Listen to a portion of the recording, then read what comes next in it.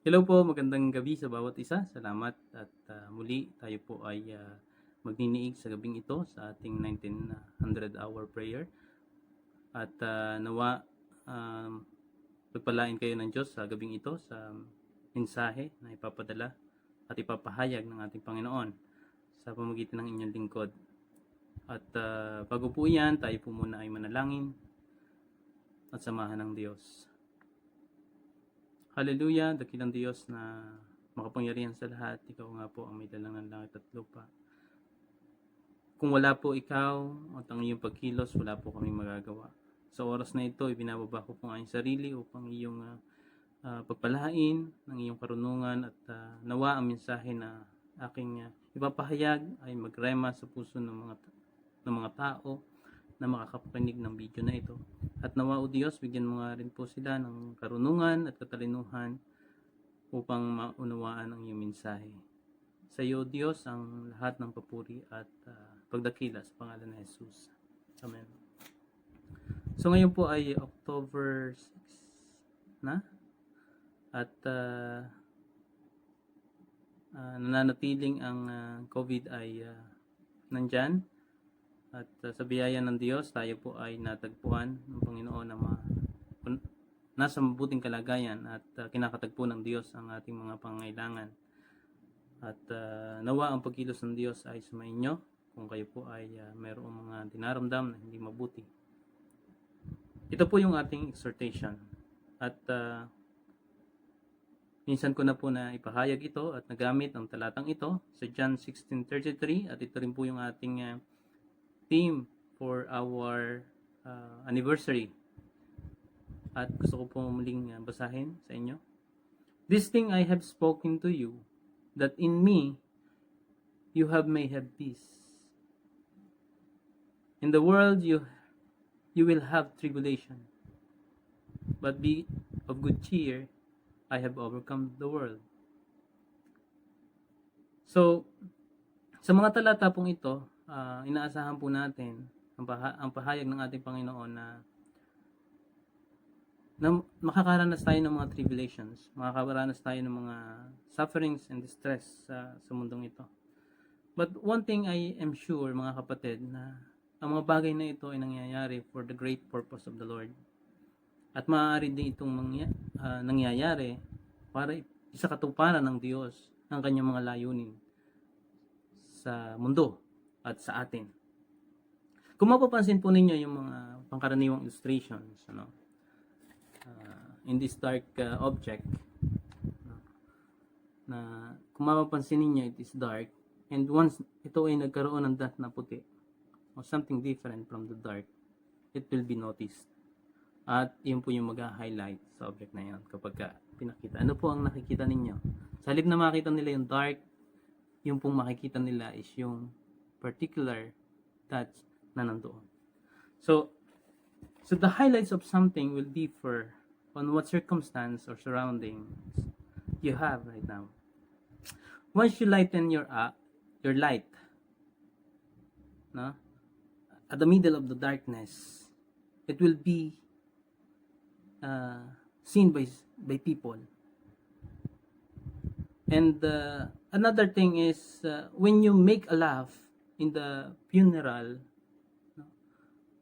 kapag ka ikaw ay tumawa ng malakas o naging masaya sa isang funeral, you will break the sorrow o ikaw ay mapapansin ng lahat. Ganon din na kapag ka yung ikaw ay nagpanic or you feel panic or you show panic in the middle of the storm or in the tragedy. So hindi po naman mapapansin iyon. Kasi lahat ng tao is in panic or they are in yung aligaga, no? At lahat ay nag-iisip or nangangamba. So panic is not anymore highlights. If you do something opposite with a particular scenario, it would be highlighted. Amen. So, my topic to discuss is about the opportunity in the middle of the troubles, or during the troubled times, or when you are in the miserable circumstance. So, like what happened right now, nasa period tayo ng kaguluhan or ng crisis at ng pandemic. But we can also use this moment na magkaroon ng highlights or makapaggawa tayo ng bagay na para sa Panginoon at naiiba, hindi or opposite with the crisis or yung lungkot na naranasan ng bawat tao. It could be blessing, no? Let me explain some topics or principle that I have prepared. Unang-una nating gustong tingnan is God's miracle only happened in the times of trouble. Tingnan niyo yung miracle of creation. Ang sabi doon sa Genesis 1 verse maybe 2 or 1 and 2. It says the earth was formless, no, and empty. Darkness was over the surface of the deep. Nasa kadiliman ang mundo, ang earth. It is empty and formless. And sasabihin na natin doon na parang patay o walang buhay. But this is the opportunity of God to make something different. He created living things. And yun na nga, everything is good in His sight. It is pleasant to His sight. It is perfect, made by the perfect God. Another thing is when Moses and his people cross the Red Sea. The people were panicked and they felt hopeless. You know, kung i-imagine natin na ikaw ay nandoon at sabi nga nung iba, bakit mo kami dinala dito, Moises, no? Na parang ipinakain sa leon. Something like that. So the enemy is at large and they are coming so fast with the chariots. So talagang hopeless sila. But you know that is the opportunity of God to show the great and mighty things. At nahati nga po ang dagat at sila'y nakatawid. At hindi lamang po yun, natalo nila yung hukbo ng kalaban. Even the miracle of salvation, mga kapatid.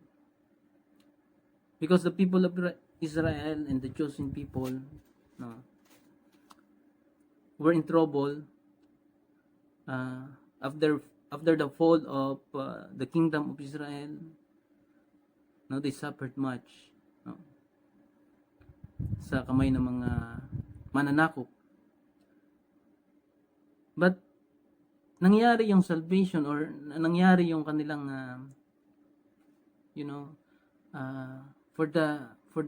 for hundred of years, no, na sila'y sakop. Kung hindi sila nasa ganung katayuan, hindi nila manonotice ang pagdating ng tagapagligtas. Not of course the others, you know, the Pharisees and the other people are not believed, but most people or the mass were believed that He is the Christ. Okay? So another thing.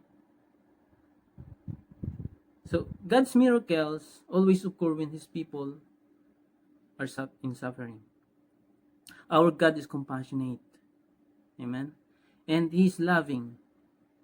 But again, His attribute of being just always applies. There are consequences for every disobedience and sins. Even the result of wrong choices natin, no, mga kapatid, it should mark us. It should give lesson to us. It should be felt. So it would give us lesson, and hindi na po natin ito gagawin muli. Unless otherwise, you are immune to it. No, kapag ang pagkakamali is paulit-ulit at ito ay hindi na nagbibigay ng lesson sa iyo, so you are immune. There is a problem in your spiritual life. So, another thing na gusto ko pong ipahayag sa atin, another point is, you will experience God's power and provisions during the time of need. Kapag ka ikaw ay walang pangangailangan, so it's very normal. Kapag ka ikaw ay hindi nagpapasalamat sa Diyos tuwing nakakatanggap ka ng sahod, kasi it is normal, normal na nakakatanggap ka ng sahod, at minsan dahil ito ay hindi mo binibilang na ikaw ay surviving, so it is just normal. When the great flood is going to happen, it is predicted to Noah, or sinabi kay Noah na magkakaroon ng great flood, kaya kailangan gumawa ng ark. And the ark was made with the great provisions of the Lord. So kailangan nilang kailangan silang iligtas ng Panginoon. So on the provisions ay nandyan, pinagkaloob.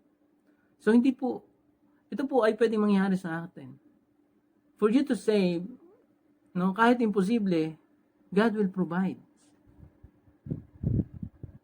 When Joshua stops the sunset, or the sun setting, because kailangan nilang manatiling araw para sila ay magtagumpay. And God worked on it. He stopped the sunset at nagtagumpay nga po si Joshua. Even in nature, even the storm, Jesus Christ can stop it. At walang dilema or sabihin na natin na senaryo or circumstance sa buhay na hindi kayang gawin ng Diyos or stop ng Diyos, pigilan ng Diyos para ikaw ay magtagumpay sa buhay. Amen? Even the rebuilding of Jerusalem wall during Nehemiah, it is very, it's so impossible for him that that the people are captured, and the message of the Lord came to him, and he find the time, he takes some time, he prayed for it bago siya nakalapit sa hari, and the Lord intervenes. The Lord bless the king, and the provision of the wall of Jerusalem is provided. Nagdoble ba yung sinabi ko? Okay. So, ngayon mga kapatid, I would like to tell you that God doesn't stop to perform miracle until today. Maaaring nandito ka sa senaryo na ang paligid mo is full of darkness. Ang paligid mo or ang nangyayari sa buhay mo is lahat sablay, or nandun ka sa kalagayan na ikaw ay napipighati. Maybe you are in tribulation, in distress and sufferings. But that is the moment of the Lord to show how great He is in your life. Hindi siya magpi-fail sa kanyang mga mananampalataya. And because of our prayers, mga kapatid, God keeps His ears on us. His provisions is always acquired. Yung ating mga panalangin is always answered by the Lord. Mayroon po tayong hininga, o mayroon pa rin, ini-enjoy pa rin natin ang buhay kahit nasa ganitong pagkakataon na pangyayari sa ating buhay. And we always feel God's protection.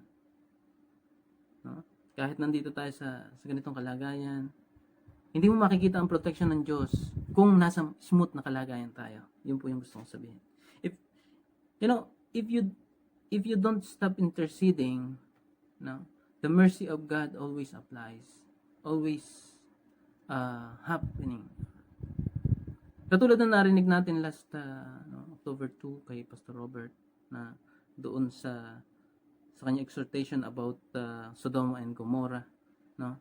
Because somebody intercede and the Lord hear that prayer and honor, no, the numbers or the quantity of the of the righteous.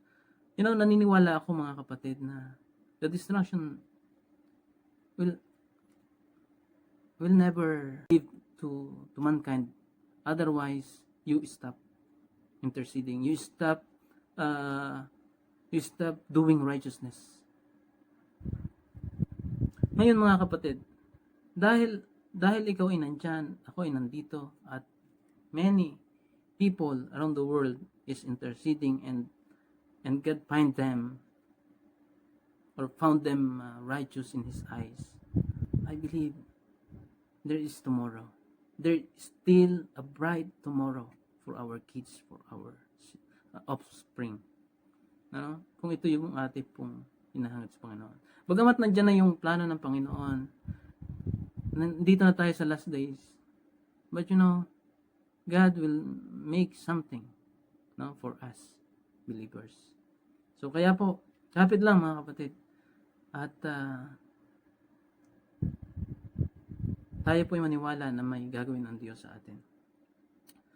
So that's it po para sa gabing ito. Nawa kayo po ay napagpala at lahat po ng papuri at pagdakila ay sa Kanya. Purihin ang Diyos. Good night po. Salamat. Praise the Lord. Hallelujah. Tayo po ay manalangin.